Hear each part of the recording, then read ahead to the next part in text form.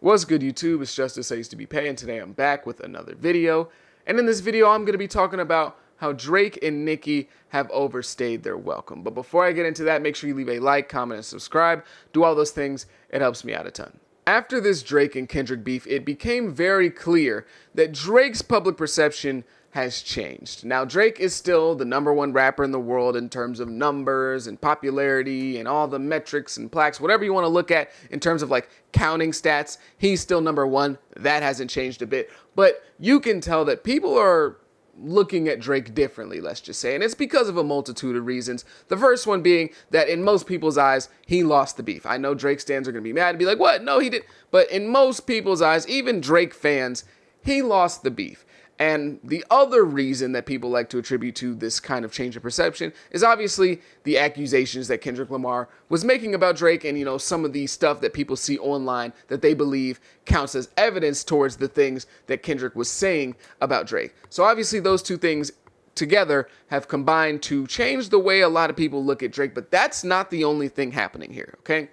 When I was looking at how Drake is being viewed online, the videos being made about him, the videos I made myself, other people's content, other people's comments, just everything in general when it comes to the kind of general public's opinion on Drake, I was like, man, I've seen this somewhere before. I've seen other artists get treated like this, but I couldn't quite put my finger on it. I'm like, man, this is reminding me of something, but I don't really know what.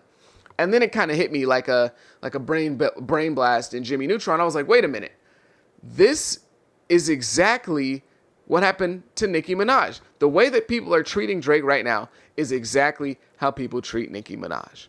And in this video, I'm not talking about people who just say, I can't listen to women rap. They voice too high. They rap about their body count. Why the body count? It gotta be the high body count. I'm not talking about those people, okay? I'm talking about people who will actually listen to women rapping. Drake right now has a very similar reception to Nicki Minaj. It's not a one for one. It's not, the exact same thing, but it's pretty close in my opinion.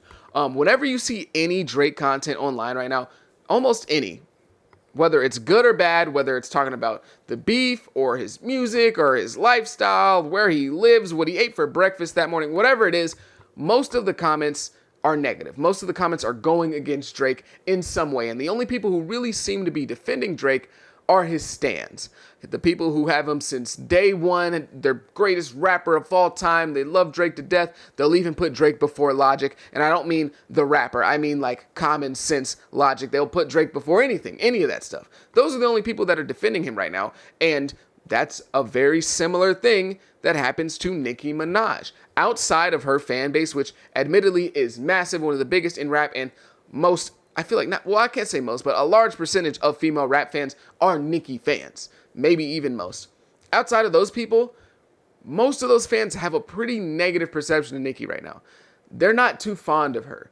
They tend to go the other way when it comes to Nicki Minaj. If they're a female rap fan and they're not a fan of hers or they're not a stan of hers, they tend to not like her. And there's also a bunch of think pieces coming out about Drake right now, a bunch of criticisms about literally everything, his music, his life, all that stuff.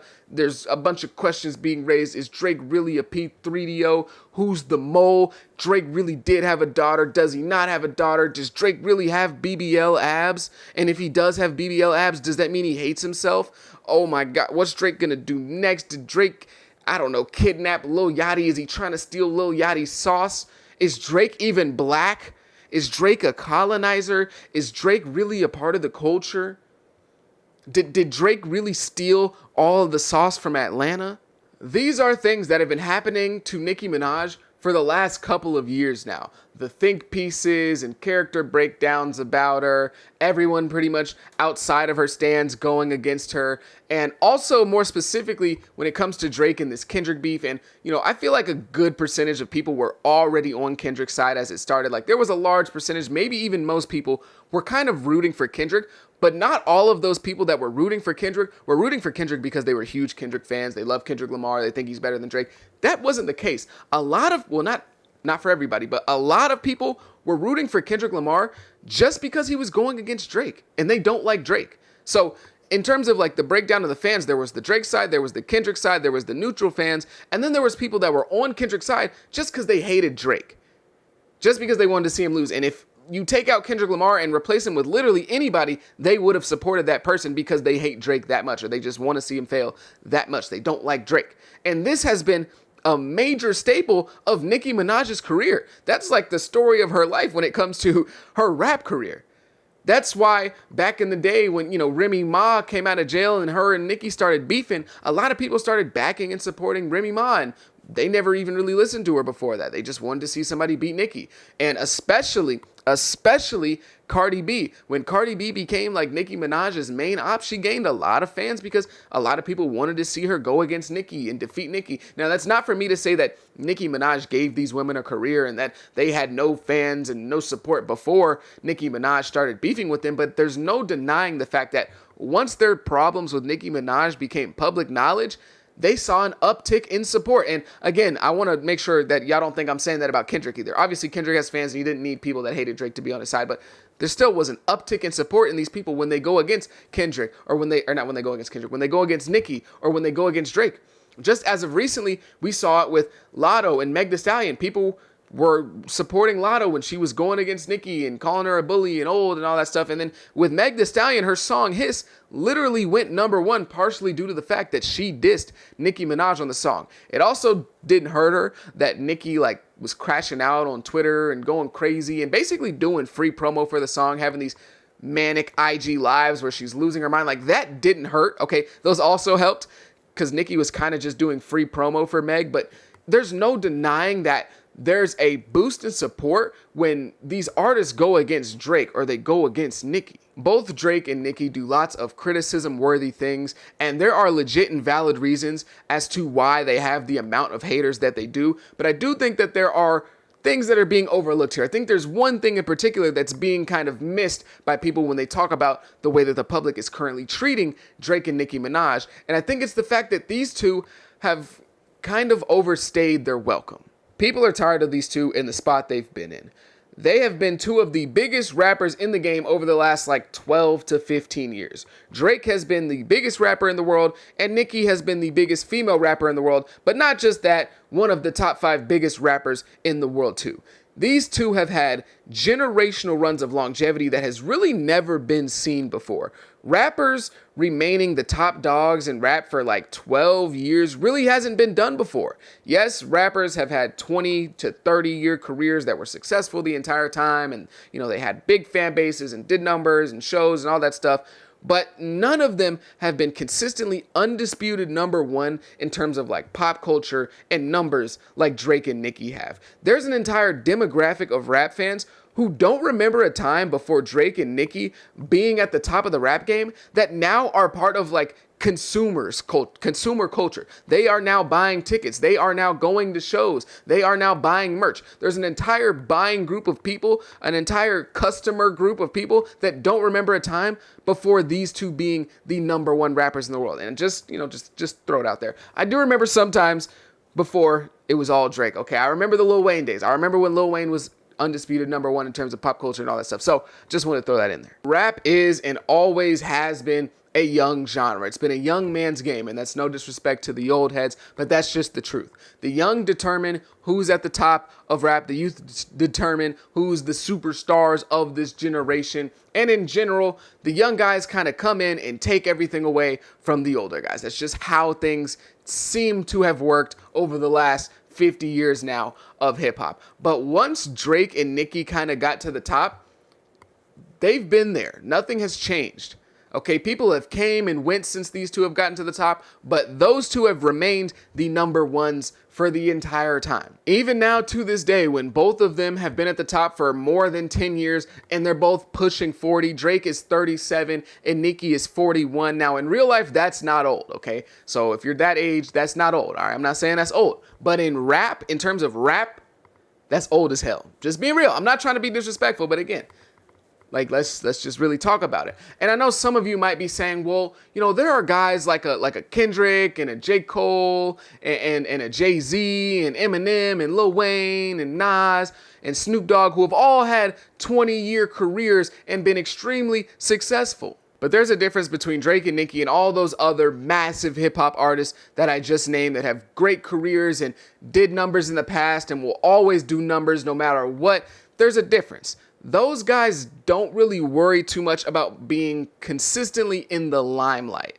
You don't see everything that they're doing posted on the blogs, on academics, and the Shade Room, and Rap TV. You don't really see that from them.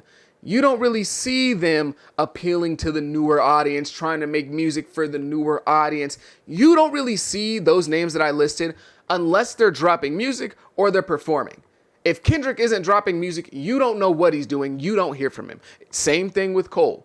Same thing with Jay-Z. Same thing with Lil Wayne. Same thing with Eminem. The only guy you really kind of hear from is like Snoop Dogg, but that's just because he does so much outside of rap. And the only real other older statesman that you really hear from is Ye. And Ye is just kind of an anomaly in itself. I just kind of push him out when I'm talking about this conversation because he's arguably just as big outside of rap than he is in rap. And also he's like a crazy just controversy magnet. Okay, everything he does is controversial. Everything he's trying to be, so he's a little different. Okay, I kind of push Ye to the side, but that's the difference between these rappers and Drake and Nicki. Their lives aren't constantly in the limelight anymore. They're not trying to be number one pop culture wise anymore, but these guys are.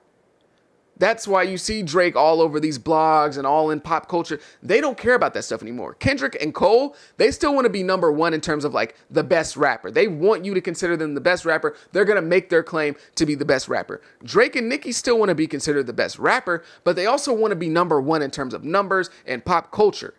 They want to be both. And that's the major difference between Jay-Z, Lil Wayne, Nas, and all those dudes who are still making music to this day and still have great careers, and Drake and Nicki. Both Drake and Nicki make music that appeals to the youth. Both of them get criticized for not really growing and maturing when it comes to their music. They make their music to kind of fit into the sounds that are popular now. They kind of adapt their music to some of the stuff that's bubbling up and that appeals to the younger audience. They both get criticized for not growing up with their audiences. If you are a Drake fan, or if you were a Drake fan when you were 20 years old in 2009 and you loved his music and related to everything he was saying, now you're 34, 35 years old in 2024 and you've grown. You're probably an entirely different person. You've evolved. You might have a family now. You might have a couple kids. You're living a totally different lifestyle than what you were when you were 20.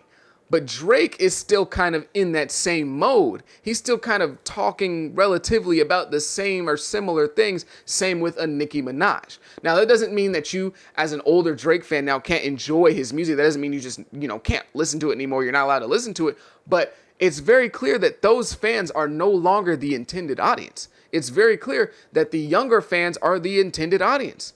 Drake doesn't intend on, at least not right now, he doesn't intend on growing older and wiser in his music. He's not rapping about what it's like to be, close to 40 years old and his son growing up in front. He's not really rapping about that stuff for the most part. Drake is still rapping about, going to the club and, being with this 21-year-old girl. She says she's 21. I don't see a savage. Or he's rapping about Lotto's sister, little sister who's 21 and all that type of stuff. Like, he's still talking about being with every girl in the world. And, that's cool and stuff. But like, for the older fans that have grown up with Drake, that's probably not really their reality anymore. They're probably a little bit moving on past that type of stuff. They can still listen to it, of course, but it's just very clear that he's not really making music for 30 to 45-year-old audiences. He's still making music for the people that are in the clubs, the young people like myself. This is why they both tend to have a lot of very young artists around them that are kind of like, in a way, keeping them in touch. Like, Drake has become best friends with Lil Yachty over the last couple years, and you can really see it like in real time, the changes that have happened to Drake over this period. He started to kind of dress differently, dress like Lil Yachty. The way he styles himself is differently, and he even started wearing the nail polish like Lil Yachty. And we see Nicki around Ice Spice and JT, and they are both super involved in the streaming world right now. The streaming scene is extremely hot right now online. It's probably the biggest scene that you can get into online. And, Drake has been on calls with Aiden Ross and Kai Cenat on stream. And he even gave out a shout out to his streaming homies in the song. I forgot which song it was in particular. And he even directly shouted out and said Kai Cenat's name on the song Push-Ups. And to take things even further, Nicki Minaj actually appeared on Kai Cenat's stream in Kai Cenat's bedroom like everyone else does, and was in there, and she had a good time, and it was a cool little stream or whatever. And she had Kai Cenat perform at her show and had Phantom and stuff and shouted out Your Age. Like, they are both very tapped into this streaming audience and this streaming wave, and that's not an accident. Okay, that's very much on purpose to appeal to a younger audience, to appeal to the people that watch Kai Cenat, which most people that watch Kai Cenat aren't very old, let's just say. And I want to make this very clear as well. There isn't anything inherently wrong with, like, you know, appealing to a newer and younger audience. There's nothing inherently weird about that, to continue to try to be in the limelight and continue to try to be pop culture number one. Like, it's very understandable, but that's just the very clear difference between Drake and Nicki and guys like Kendrick and Cole. There's just very two different objectives going on here. Two very different objectives when it comes to how they're moving in their careers right now. Rap as a genre has kind of been designed to have the old be taken out by the new, and that just hasn't happened in so long that people have gotten tired of them. People are sick of Drake and Nicki. People are feeling like they've been shoved down their throats for 10 years now. People have started to develop go away heat for Drake and Nicki, to kind of use a wrestling term if you even really know what that means. And there really doesn't seem to be any heirs to the throne. There's no real threat to their top spots at the moment right now. The only way it really feels like these two will ever come down from that number one spot is if they just do something completely unredeemable with real proof, which even that might not be enough, or they just kind of bow out and retire on their own and just go live peacefully on a beach somewhere. But besides that, it doesn't feel like there's any real threat to what they're doing, and people want to see somebody take that spot away. They're just tired of seeing the same faces. And the longer you're in the number one spot and in the limelight, the more people are able to poke holes in your character. Would people be able to talk badly about Drake and Nicki's character regardless? Of course, yes. They've done stuff that a lot of people will never be okay with, or maybe have been accused of things that a lot of people will never be okay with. But when you've overstayed your welcome, people really start breaking you down. They really start looking for anything to critique you on, and the microscope becomes even bigger, and the dirt that you do is more valuable to people because you're still in our face every single day. You're still being the number one topic every single day. If a story came out tomorrow about Jay-Z, let's just say, being rude to a fan, and, like, I don't know, like he pushed a fan that asked for an autograph, there would be people talking about it. It would be a story, but it wouldn't be like massive, groundbreaking, oh my gosh. But if Drake or Nicki had a situation like that right now, there would be think pieces on Twitter for the next 6 months, people making 50-minute YouTube videos. Like, this would be a major, major deal because they've been in our face so much that people are looking for literally anything to drag them down by. Now, that's not me, again, saying that there isn't anything legit to drag them down by, but it gets even more, increased. The desire to bring them down becomes even bigger. Both Drake and Nicki have a laundry list of critiques that you can have about them that are extremely valid and that a lot of people do, like a real list of issues that are valid, okay? And things that people just will never be able to move past when it comes to those two. But when we're talking about rap and artists at the top, that's the case for pretty much almost all of them, all right? Almost all of them have stuff like that underneath their belt. But when you're at the top of the top, people just tend to kind of quiet those situations. They quiet those conversations. People don't want to talk about it, or they just call you a hater when you do bring up issues with these major artists. Like specifically when it comes to Drake, one thing that is like super potent in this kind of scenario is the culture vulture conversation. This is one that we can really kind of sink our teeth into because the other stuff is like, but this one specifically we can really sink our teeth into. The culture vulture things that, people have been talking about over the last month that Kendrick brought up and Kendrick fans talk about, this is not anything new. This is not a new criticism for Drake. This is not something that people have just now started saying. This has been something that's been said about Drake since the very beginning of his career. This was like the initial critique that people had of Drake. He's not even really part of hip hop culture. He's not even really he's a culture vulture. Some people were even going as far as saying he's not a rapper.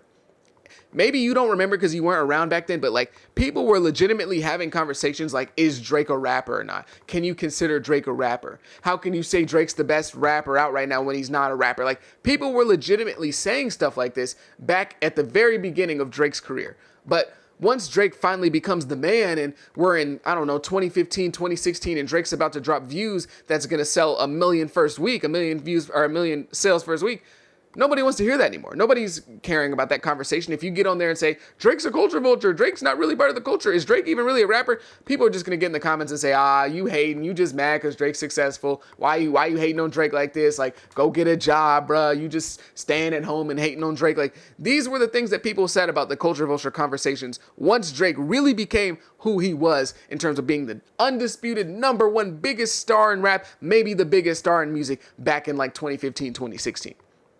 And the same can be said about Nicki Minaj when it comes to her being considered a hater or calling her a hater or anything like that. When she was beefing with Lil' Kim back in the day, a lot of people weren't really calling her a hater. They were just like, this is just the old girl coming, or the old girl beefing with the new girl, and the new girl pushing her out the way and saying, my time is now, right? But when it comes to her beefing with Lotto and Meg Thee Stallion now, it's like, Nicki's a hater. She's this old hater. She's this hag that's hating on the young girls, when this is a very similar situation. Nicki's always been a type of person to be confrontational when it comes to the other people in her genre that are possibly competition. But now it's hating.